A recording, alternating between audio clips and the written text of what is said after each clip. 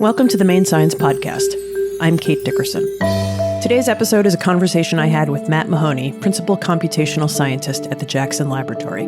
Matt's graduate training was in pure mathematics, and then his postdoc was in systems biology, and his current work is in data science. I'm sure you can guess that we had a great conversation covering so many different topics that this episode could have been 2 hours long. Spoiler alert, it's not. Our conversation was recorded in March 2026. I hope you enjoy it as much as I did. Matt, welcome to the Maine Science Podcast. You are a mathematician by training, if I've got that right, but doing computational biology at JAX, which is one of those, I think, really cool switches that mathematicians sometimes do. Before I ask you to talk more about your work right now, I would love to know how you found your way in science. Sure. Well, thank you so much for having me. It's a pleasure to chat with you today. So how did I make my way in science?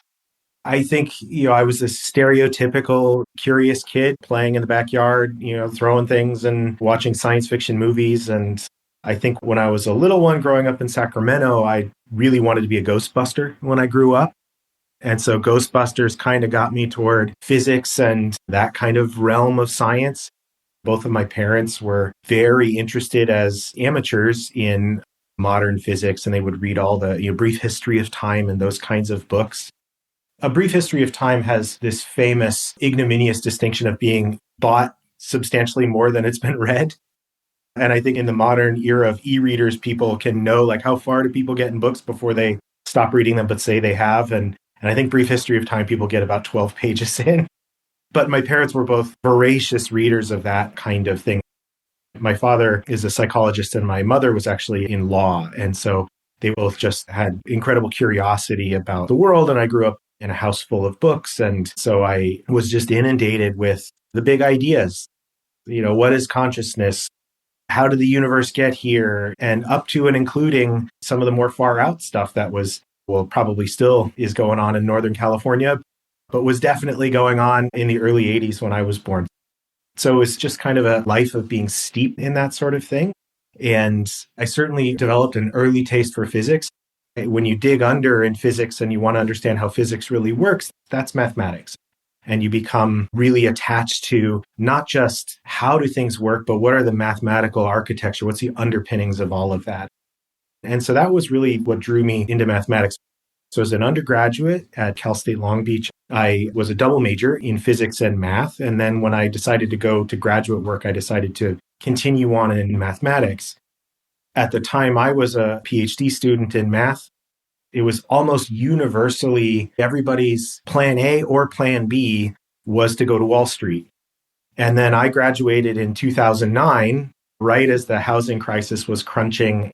And it turns out that all of these geniuses in mathematics that had graduated the year or sort of last in, first out quantitative analysts on Wall Street were sort of flooding back into the academic job market. And so that was a real stressor at the time. It was very difficult to kind of make one's way in that world where all of a sudden the job market, which is quite small, the set of mathematicians that get jobs as academic mathematicians is quite a small world. So to have the market inundated like that really forced me to think hard about what do I actually want to do and where could I fit elsewhere? And it wasn't just that I was in mathematics and wanted out or was pushed out.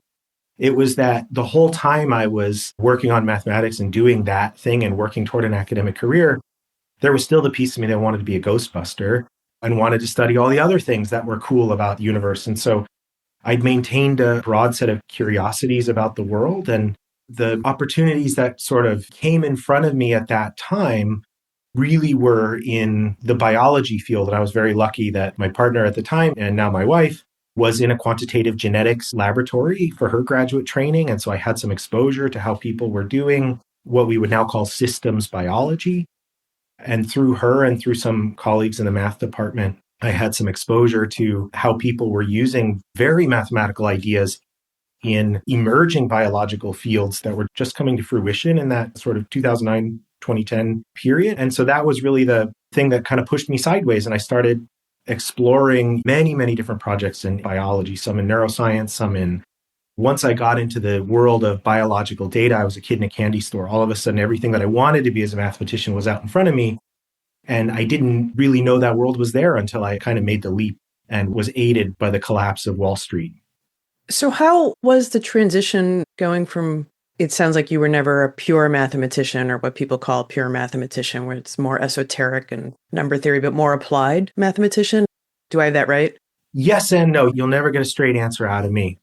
There's a famous quote, I think it was FDR. He said, all I want is a one-handed economist, because they all say, well, on one hand, on the other hand, and I'll be no different. So I was very attracted to both sides of mathematics. And so I actually worked on a few different projects as a PhD student. And one of them was very applied. And it was, here's an equation from physics that occasionally we have to solve to very high precision. And so it was about waves bouncing off of objects, sort of like a radar problem or something like that. And I developed some strategies to do that with very high numerical performance, numerical precision. And that's sort of the bread and butter type of problem that you would do in numerical analysis or applied mathematics. But I definitely did, as a mathematical physicist, I had the other side of me that was drawn to the more abstruse kinds of, what people do call pure mathematics. It wasn't number theory, it wasn't combinatorics or things that are purely abstract. But I ended up writing my dissertation in a field called operator algebras, which kind of fuses a little bit of ideas from calculus with ideas from algebra, and really was birthed in the 1950s out of attempting to understand the abstract foundations of quantum mechanics.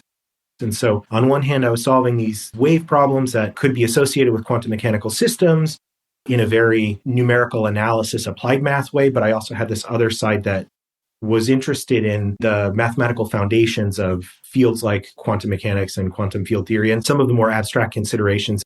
And I really never quite knew how to square that until I started to notice that a lot of the stuff that I was doing in operator algebras, working with, I think I used the word abstruse a second ago, but it's an apt word, very esoteric kinds of mathematical objects.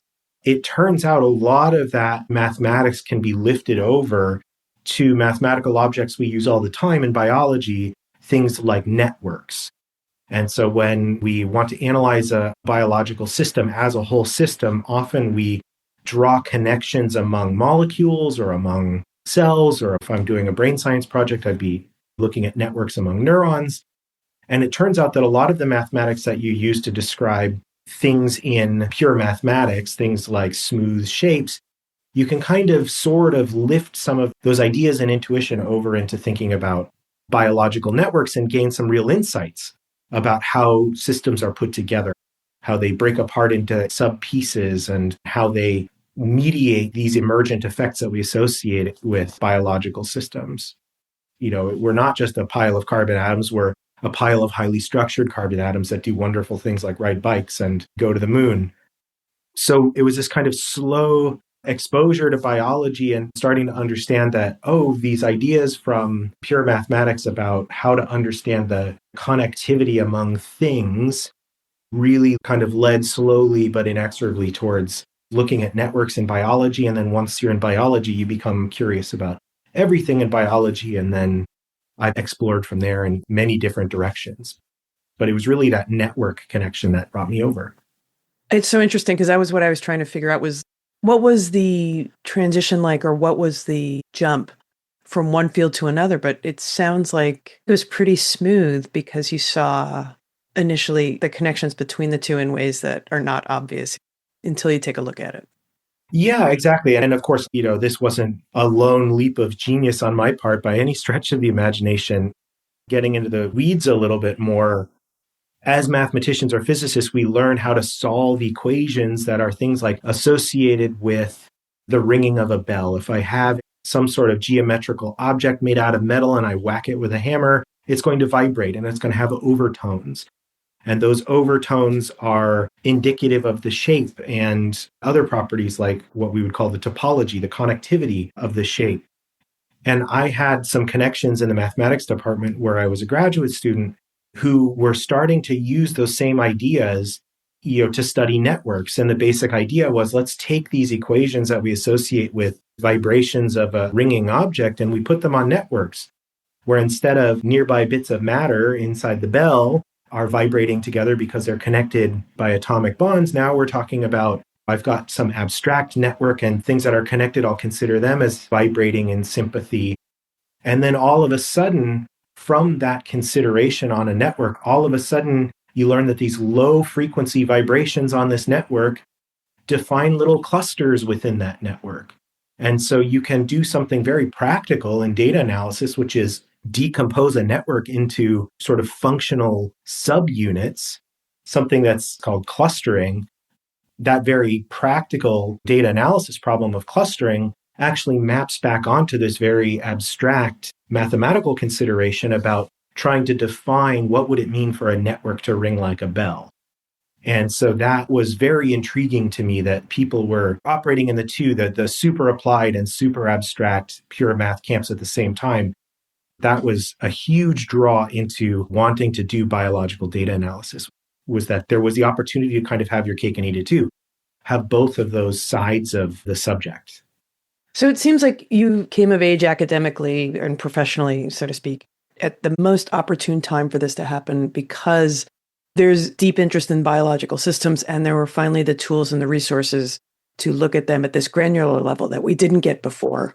And then I've talked with other guests in the past and we've all kind of said, and they've agreed that, in many ways, where we're at with researching in biology and genetics and things like that is essentially the same where the US was for the space race in the 60s. Like there's just so many new things and so many new ways to look at it and problems to solve that were not solvable prior to that. Does it feel like you just almost like hit that lucky sweet spot of when you started this work where you could do this just because of technology? It sounds really interesting to me that almost like if you were 10 years older, it would have been harder to do this work for you. Yeah, absolutely. So definitely there were a confluence of multiple things came together right around the time I was making this transition, 2009, 2010. The really big one and the thing that really brought me into genetics in the first place was a technology called a gene expression microarray. And this was one of the first very broadly used, what we now call high throughput molecular technologies. And it's, of course, now obsolete many scientific generations from now. But at the time, 16 or 17 years ago, when I was looking at these things for the first time, it just blew my mind. And it still kind of does. So maybe stepping back, I can paint a little bit of a picture of how this technology works and how the network idea applied to it. But I think the gene expression microarray was invented in 1997, thereabouts. So it's about 30 years ago when this technology was first being developed. And then at some point it became commercialized and then it sort of rolled out to be a broadly used technology. And now we use different technologies. But what was so revolutionary about that technology is that, in biology, we talk often about the central dogma, that we have a genome, which is a big set of DNA molecules in every cell. And those DNA molecules have templates inside them that encode for making proteins. But there's an intermediate step between what's on the DNA and the proteins that your body makes that do all of the things that our bodies do. And that's called a messenger RNA. And the process is the DNA gets transcribed into a messenger RNA, and that messenger RNA gets translated into a protein. And so that messenger RNA is this intermediary between, on the one side, your genome, what can your body do? And then what proteins you have, what does your body do? There's this intermediate layer. And that layer is very dynamic. It's changing all the time in response to what you eat, in response to environmental conditions, in response to medicines that you take. These RNAs are fluctuating all the time, going up and down, changing continuously. But with the gene expression microarray, what you could do for the first time was you could take a punch of tissue or you could take a sample of blood, you could take a biological sample, and you could grind it up and get all of the mRNAs out of it. Well, let's say all in quotes, but all of the mRNAs out of it. And you could measure their levels. You could measure effectively their concentrations. Now, if you really want to get into the weeds, you have to listen to a 3.5-hour lecture on optics and fluorophores. But the bottom line is that for the first time, we could ask questions about what are all the mRNAs in our sample doing? what's the difference? What mRNAs are present in a cancer sample versus a normal sample? And then all of a sudden, you could ask questions at a completely different scale biologically than you could in the early 1990s, when you could analyze RNAs, but you had to sort of do them one at a time. You couldn't do all of them all at once. And so this technology allowed you to take what we now think of as a, quote, system level view of what's going on in a lump of tissue or a biological sample. And that lets you know, how is the body turning on or turning off? What you're capturing is the mRNAs, but the proteins that are ultimately going to change the function of what's going on inside that. So how are the cells in a tumor regulating their genes differently from cells in healthy tissue? And we could use that to discover all sorts of differences between health and disease that we could in turn develop new therapies for, build better mathematical models of the disease state, and on and on and on. But there was this explosion of interest in these so-called high throughput molecular technologies, and there's been a vast profusion of them since the gene expression microarray.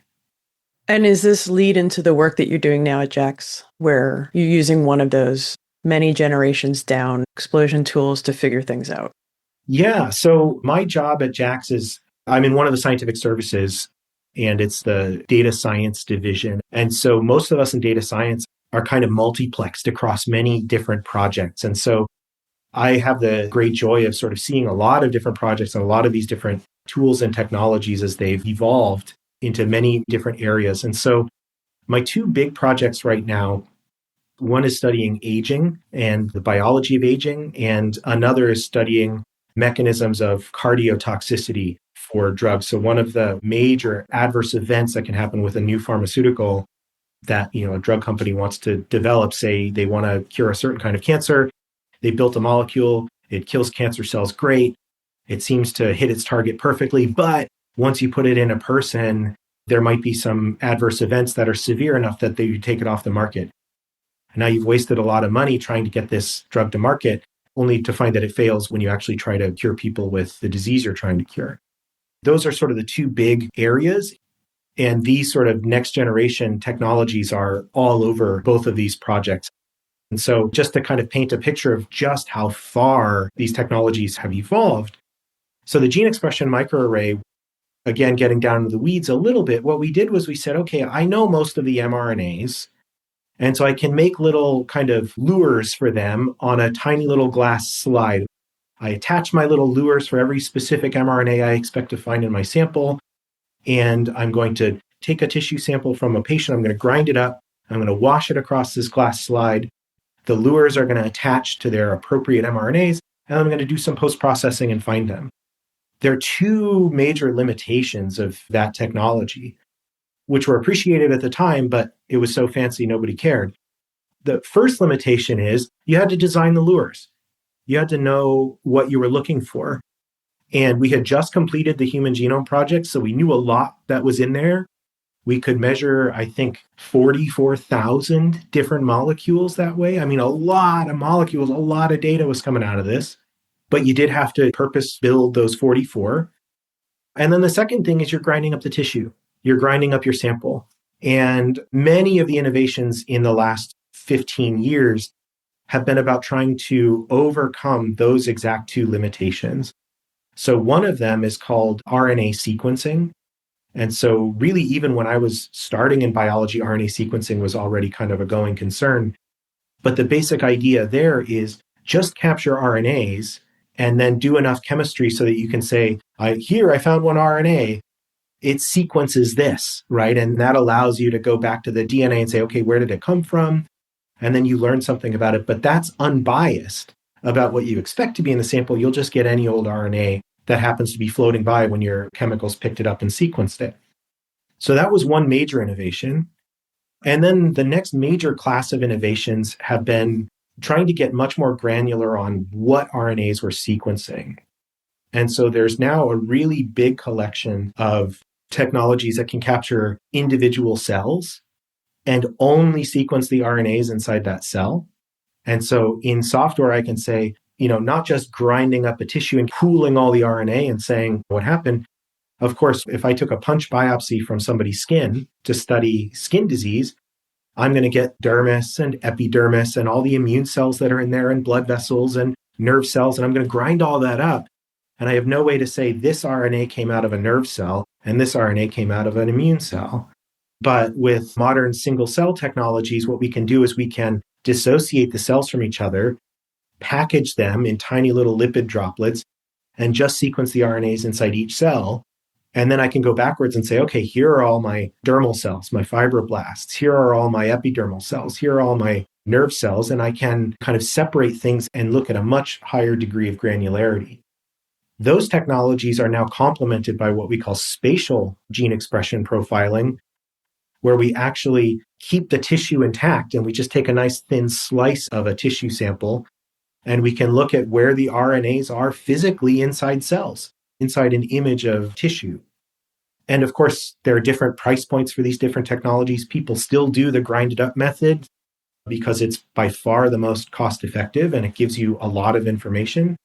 But across the spectrum now, we're able to go very deep or very wide, depending on an experimental design, to get really exciting information about what cells are disrupted in a disease state, where are they getting to inside of otherwise healthy tissue, what are they doing when they get there. That's really the exciting frontier right now. And as you might imagine, the amount of data that we used to get from these gene expression microarrays were 44,000 numbers associated with each sample, which felt big at the time. Now we're getting 44,000 numbers for every pixel on an image. And so now we're talking about gigabytes, terabytes of data for one sample. And it's now become a computer science data analysis problem as much as it is a biology problem to design the experiment and interpret the outcomes. That's the really exciting technological frontier. And we're using a lot of these spatial technologies in profiling of aging tissues and seeing, okay, what's changing as we age? What's good about those changes? What's protecting us as we age? And also what's potentially harming us? And can we split the difference with interventions? And then on the cardiotoxicity side, it gives us an opportunity to say, okay, well, if I give a drug to somebody, that drug's going to go through their bloodstream and it's going to get around to different tissues. It'll get to the heart and it could have a toxic effect in the heart, but there are lots of different cell types in the heart.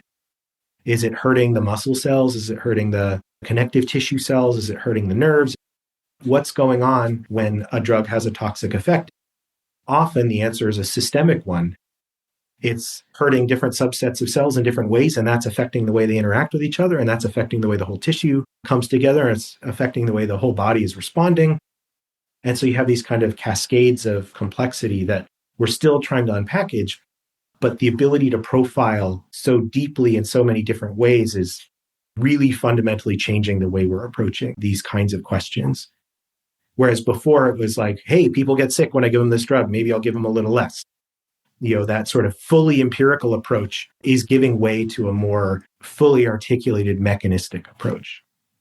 It is almost mind-boggling to think about getting these down to the cellular level.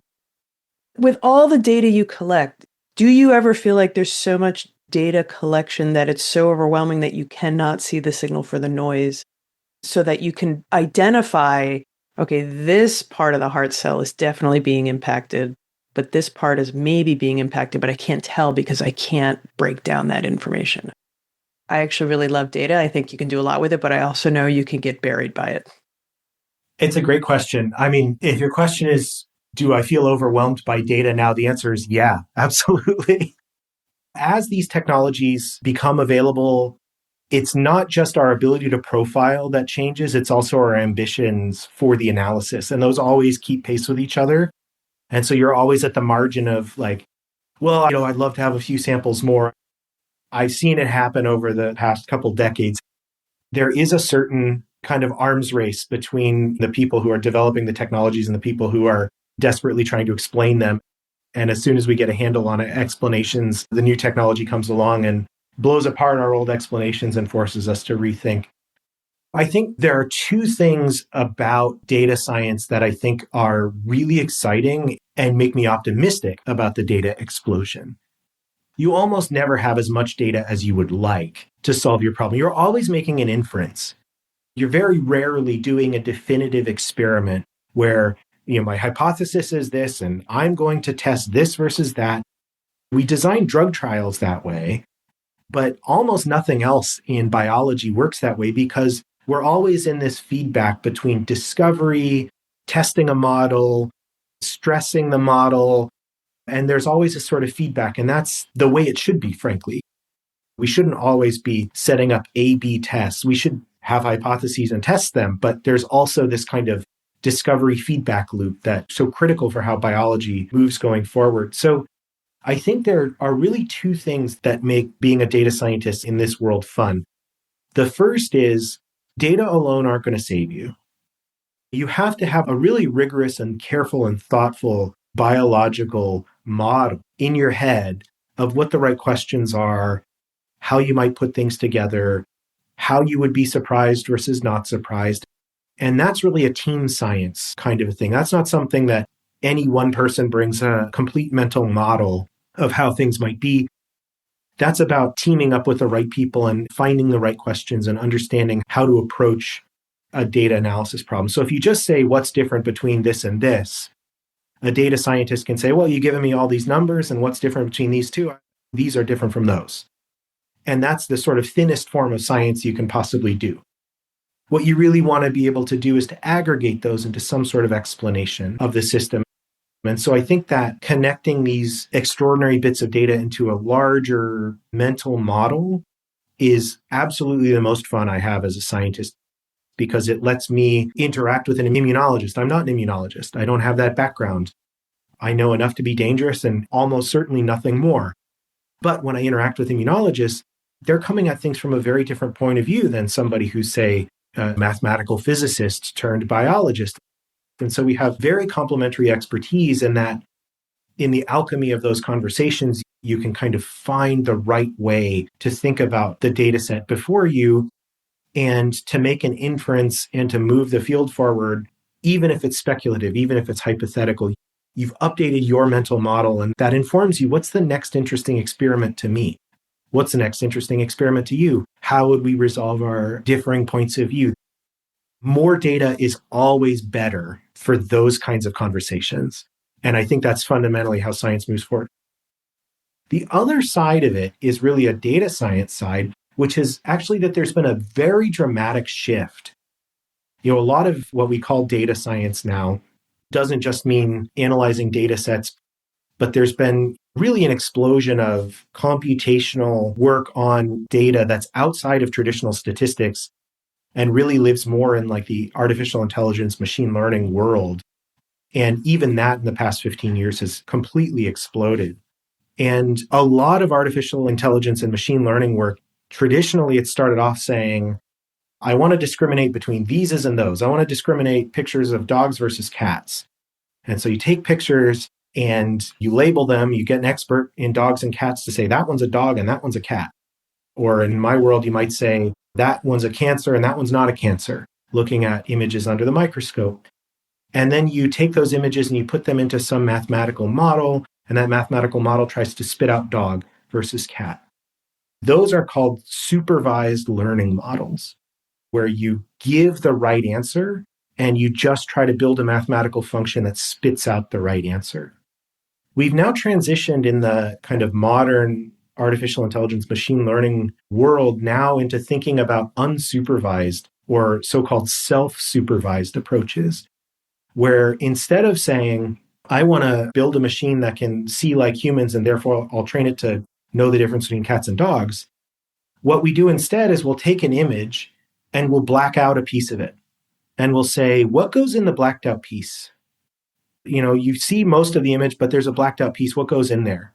And of course, because we have the whole image, we can compare what the machine thought was in the blacked out piece to what's actually inside the blacked out piece.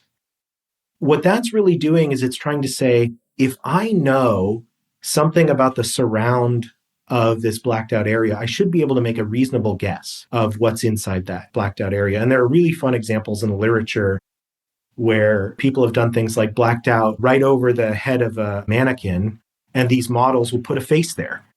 because they see shoulders and they see a shirt and a collar. And so they think, oh, obviously that's a head.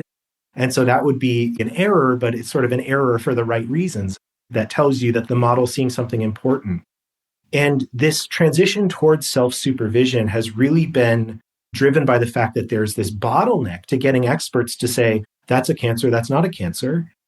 And instead, the AI folks have really pushed towards, what if we could just come up with representations of data that can be used for downstream tasks?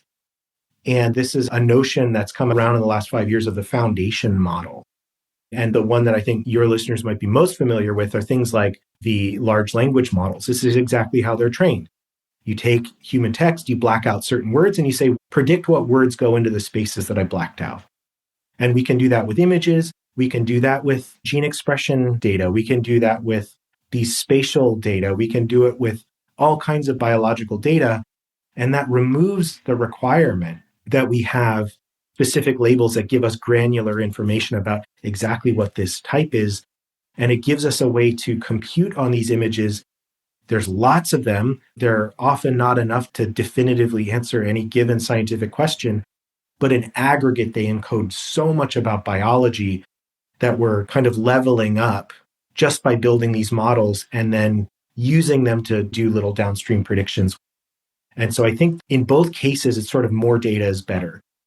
It creates more of the social friction among different disciplines on one hand, but it also is grist for these self-supervised approaches to machine learning, which are really, really exciting. And I think are going to be a big piece, certainly not all of it, but a big piece of the computational models that we're using 10 years from now are going to be these foundation models that are self-supervised learning on lots and lots of molecular data. So yeah, that to me sounds like you're describing the machine tool as a true tool and almost a partner in the lab so that the researchers and the scientists can focus their work on, instead of trying to figure out what will work, finding the most likely things that will work and optimize those things the best. Yeah, absolutely. And I'm not an AI maximalist. I definitely think that these models are exactly as you say, they're partners. And like any partner in any endeavor, they're going to have strengths and they're going to have weaknesses. And as we get older and more mature with these technologies, we're going to understand their strengths and weaknesses. But one of the things that they fundamentally can do is a large language model can process and absorb a lot more of the scientific literature than I can. They can look at a lot more pixels of a lot more images than I can. They maybe won't understand them as well, but that's okay as long as I understand its strengths and limitations. So yes, absolutely. We are going to be interacting with these models exactly that way, where it'll make a claim about the world, just like any computational model, it'll make a claim, and we get to decide how credible that claim is. And we will start to develop some sense of trust of like, oh, that's real versus not real. Just like I look at my people show on social media, AI generated videos, and people are differentially susceptible to being fooled in any given context by these AI videos. You know, my two daughters who are 10 and almost 12, they seem to be able to recognize them in a snap. It's like, oh, it's AI. You know, they're so immersed in the grammar of that AI generated world that they get it. They know it right when they see it. And I think that as scientists absorb more of these models in our day-to-day work, we'll have a stronger sense of like, oh, that's a rough edge of this model, and we'll have a better intuition. You know, we're deep in the hype cycle for AI right now. But as we mature with these tools, we'll really understand where their limits are, and they really will speed things up. They really will give us new angles that we wouldn't have probably de novo thought of in our more slow, thoughtful, careful reading of a subset of the literature that they're exposed to. It's another example of the next generation just being so much smarter than we are. I didn't book you for the entire afternoon, so I will not make you keep talking about all of this stuff, even though honestly, Matt, I could go for hours and hours. This is really, really fascinating. I have one question. It's probably ridiculous, but I'm going to ask it anyway. Since you came to biology from the world of math and physics, I'm curious if there is a biological field that you have found wildly fascinating that you did not expect to find fascinating. That's a wonderful question. Gosh, you can find books that are called biophysics, and that means different things to different people, and it's almost an ill-defined term. So one of the things that really fascinates me is in neuroscience. I haven't talked a lot about neuroscience, but that's another place where I spend a lot of my time thinking about neurological diseases and how cognition works in people and animals and how that can be disrupted in certain neurological diseases. One of the fields where I think mathematicians and physicists have made quite a lot of inroads is in neuroscience, where in many cases you have questions like, if you just start dissecting a brain, you notice that neurons are really complicated and they go everywhere and they seem to be touching lots of other neurons. And so you have this incredibly complicated network of stuff happening. And, about 100 years ago, people started putting electrical wires near neurons and you could measure their electrical activity. And nowadays, you can measure the activity of thousands of neurons using electrodes or using imaging. You can watch neural systems do what they do under conditions where an animal or a person is performing a task or is sleeping or, going through various different neurological states. And one of the early ideas that physicists brought to these studies of sensation, your eye takes in light from the outside world and converts it to electrical impulses. And that electrical impulse goes back to your brain so that you can know what's out in the world. And if you measure the neural activity, you can ask, how good of a job is the neural activity of that optic nerve leaving your eyeball? How good of a job is it doing at encoding the information that's on the outside world? When we send a video to somebody over the internet, we take a video, we compress it, we put it in an email or put it in a text, and we send it off or we upload it. And it's a reasonably good representation of what the sensors in our phone captured when we took the video. But it is a compressed version. And you can ask the question, how good of a job do our neural systems do at encoding information from the outside world? You can quantify that using a mathematical theory called information theory. And it seems that time and time again, when people look at how well evolved our neurological systems at transmitting information, taking information, transforming it in some new way, and transmitting it to something else that wants to process that information, the fidelity of that transmission is incredibly high. And that's not just in the human eyeball, that's down to fly eyeballs. When we measure the one neuron that leaves a fly eyeball, gee whiz, it knows everything that's going on outside of that fly's compound eye. I shouldn't say eyeball. It kind of looked ball-shaped. And so this kind of optimality of neural systems is profound.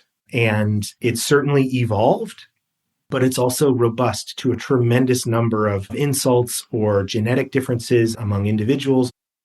There's something really deep that we don't fully understand about how neural systems are able to make these representations and to do them on such low power and with so little energy. I mean, there's just so much to learn there. And I think quantifying that using information theory and then ultimately understanding how the physical substrate of neurons do this is one of the deep and profound questions of neuroscience. And so that really fascinates me. And that after somebody told me what a gene expression microarray was, I promptly went and studied neuroscience for a little while in parallel to really study that idea. And of course, in neurological diseases, the information fidelity is shifted. The representations degrade a little bit. And so how can we restore those? And all of these questions about how do we restore cognition in disorders like Alzheimer's disease or epilepsy or other disorders that have memory dysfunction, is really deeply tied into why are we so good at this stuff in the first place? Why are neural systems so capable of doing this? So I think that's really profound and a place where there's just a lot of room for physicists and mathematicians and that sort of quantitative framework to really make a huge impact. Another area where this is my current sort of day-to-day obsession is really about how the extraordinarily complex networks that underlie basically all of biology, how they do what they do so robustly. If you want to understand metabolism, for example, your body, you eat things, you don't just eat one homogenized pile of glucose, you eat things that are big, complicated mixtures of molecules, and your body knows what to do with them. It breaks them all down into little pieces that it can use for all sorts of stuff. And that process is called metabolism, and you use proteins called enzymes to break these things down. And there are these wonderful wall posters that you'll see occasionally in university chemistry departments of everything that's known about metabolism in human cells. And it's thousands of reactions, tens of thousands of reactions, thousands of different molecular species, all interconnected. This enzyme binds to this and makes a that. And it's all kind of interconnected. Again, starting about 20 years ago, some physicists started to notice that if you say, okay, let's posit this biochemical network and let's attach some mathematics to it, according to our best understanding of how concentrations would evolve in time, how they would change in time, starting from, like, let's say I just ate a big bite of an apple and then my metabolic network is going to go off to the races. If we posit a mathematical model for that and we say, okay, let's try to match this mathematical model to data, they found that these mappings were what they called sloppy, that you couldn't pin down all the parameters of this network just by observing a little bit of data. What you could do is you could kind of crunch these models down into much simpler to understand models that were I'm trying to come up with the right metaphor. It sounds like a back of the envelope calculation almost. Yeah, almost, exactly. And so it's kind of like saying, let's imagine a chain of reactions that say, like, okay, thing one gets decomposed into thing two into thing three. And there's a rate for thing one to thing two, and there's a rate from thing two to thing three. And a lot of the times, your data doesn't tell you what those two separate rates are, but maybe it knows something about the product of those two rates. Maybe it knows something about the combined rate of both of them that gets you from thing one to thing three. So these kinds of sloppiness where you can't pin down the parameters, but you can pin down certain facts about those parameters seems to be a really deep fact about what happens when you link a bunch of stuff together and let it run. It gets to, why is it the case that biological systems can evolve in the first place? Well, because, some poor enzyme over here doesn't need to know everything about every other enzyme in this network. It just needs to know a little bit about what it's getting right now. And somehow this sloppiness where you can take a big complicated system and reduce it to a much simpler, non-sloppy system, what in their lingo they call a stiff system, where if you move any of the parameters, something really does change. That transition from sloppy to stiff is kind of the difference between describing the world in terms of all of its complicated, detailed mechanisms versus describing the world in terms of its phenomenology. What does the world actually do? And that jump between a mechanistic description and a phenomenology, we're starting to get to places where we have real mathematical tools to take a complicated system and refine it into a simpler system in a way that respects all of the underlying details, but systematically removes the uninteresting or unnecessary ones. And that's a mathematical process that I think is going to become more important as our data types continue to elaborate themselves into ever more complex things, and our ambitions become ever more to describe things mechanistically. I think that understanding how a complicated mechanistic model becomes a human interpretable, simple phenomenological model, and doing that not ad hoc, but doing that systematically in a computer, that's going to become a much more important part of our understanding of biology and how we theorize about biological systems. And both of those, the efficiency of neural coding and the idea of sloppiness and emergence of complex interconnected systems, those are really both out of the physics literature largely, because that's the sort of mode of thinking that physicists like to use. And bringing those techniques and those mindsets into biology is an ongoing process. And that's what really, really fascinates me. It gives me hope that there's not just the ability to make predictions if we have enough data, but that there's actual theory, that we can actually do theory in biology in a way that perhaps wouldn't have been appreciated 50 years ago, when looking at a biological system, it looked like a wet, gooey pile of mess. And so the prospects for a theory of complex biological systems 50 years from now feels much more attainable to me than I think I would have believed in, say, high school. I can't think of a better place to stop. This has just been really, really interesting. I'm kind of fascinated at the neuroscience you mentioned is super detailed, and the other one is not. The way you describe both of them makes total sense to me and why they're interesting. Matt, I appreciate the work that you do. I appreciate your enthusiasm talking about it.